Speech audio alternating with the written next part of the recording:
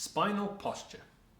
When we talk about the posture of the spine, we tend to talk about three regions: the neck or cervical region, the mid-back or thoracic region, and the low back or the lumbar area.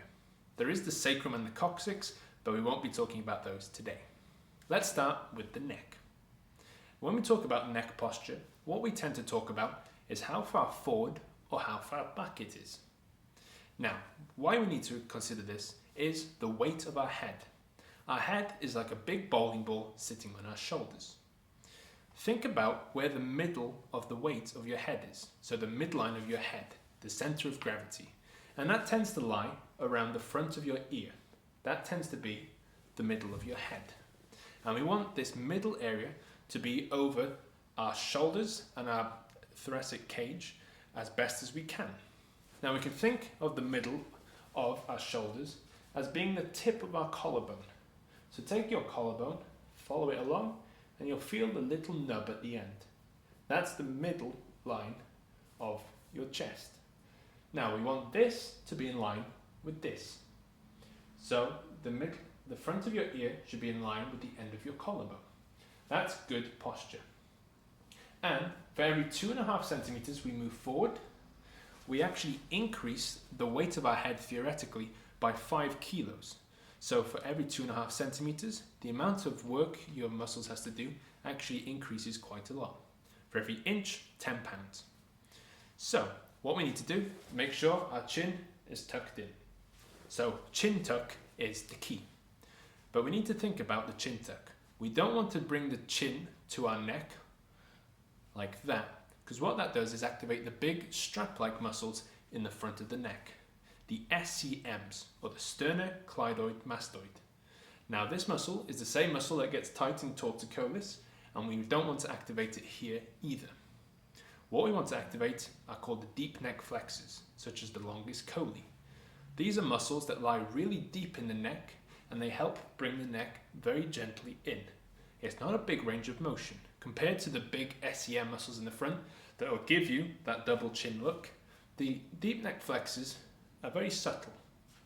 So to activate them, there's one key tip, and that is imagining there's a string on the back of your head, and that string is pulling up. So it's not on the top of your head like this, it's on the back. It'll tuck your chin in ever so slightly. You can actually do this by lying against a wall. Feel where your skull meets the wall. It'll be a single point, and move that single point up a few centimeters. That'll tuck your chin in. So that's the chin tuck, being able to tuck your chin in, and that'll give you good neck posture. Next, mid-back. When we talk about mid-back, we say shoulders back. It's great advice. But we need to be careful as how we move our shoulders back.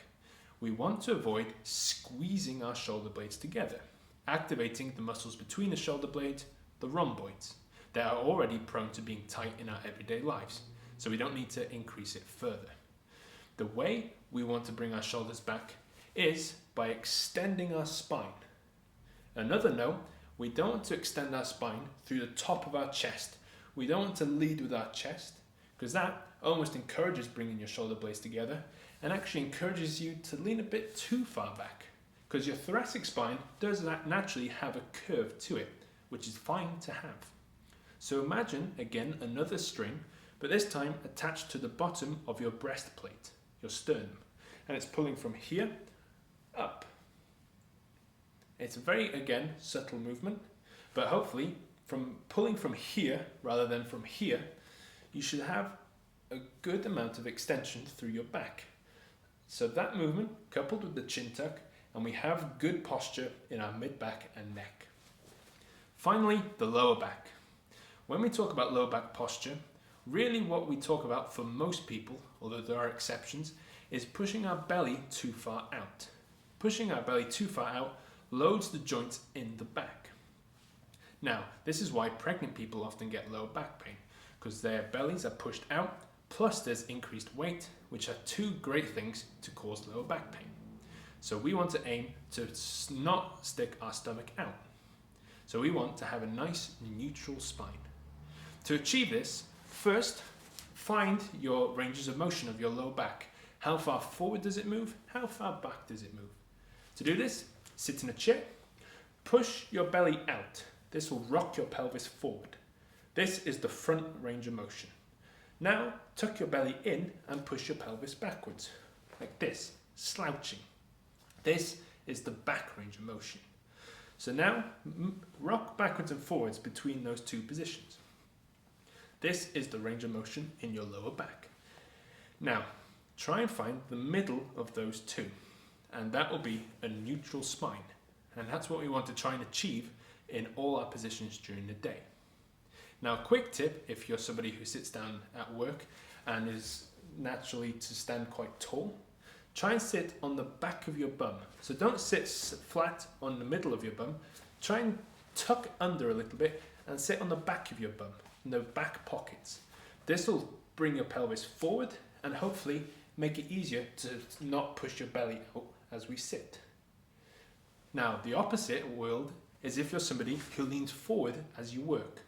In this situation, try and always sit on the back of your thighs. What this will do is actually stretch your hamstrings more than your lower back. So by sitting forward, our back is still straight, but we still can lean forward. Now, a side note is what you do with your elbows when you sit. When you sit down, try and make your elbows heavy. Let them relax. They're attached to your shoulder, which is attached to this big muscle in your neck, your upper trapezius, that is very prone to being tight. So if we have our elbows just a little bit high, even after a couple of hours, you're going to start noticing the tightness in your neck. So keep your elbows relaxed. Another note is how we breathe. People can have the tendency to want to breathe through their chest. It only sounds natural. But breathing through here activates a lot of neck muscles. We call them accessory breathing muscles, such as the scalenes in the side of your neck here. What we want to do instead is breathe through our belly. And breathing through our belly achieves two things. First, it reduces the amount we use our neck muscles. And secondly, it creates a lot of pressure within our abdomen.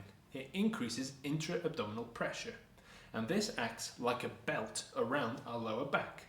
So not only does it relax our neck muscles, breathing through our belly also supports our lower back, both of which are great things. Now, the final point to make is movement during the day. Your body has 300 joints, 600 muscles. It's designed to move in all wonderful ways. So try and let it do that.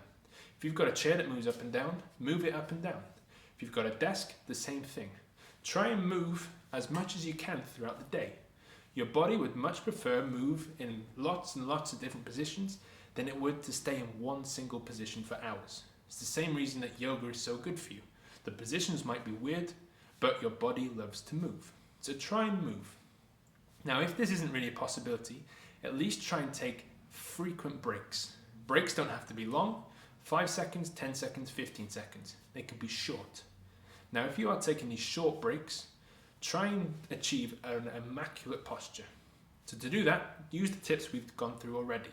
Start with your lower back, tilt it forwards, tilt it backwards. Find the middle. That's good lower back posture. Next, shoulders. Shoulders back. But remember that string in the front of your breastplate, pull that, not squeezing your shoulder blades. So we pull our chest. And next, your neck, the string behind our head. Pull that. So we've got our lower back in neutral, we've got our chest up, and we've got our chin tucked in. You can have your arms down by your side.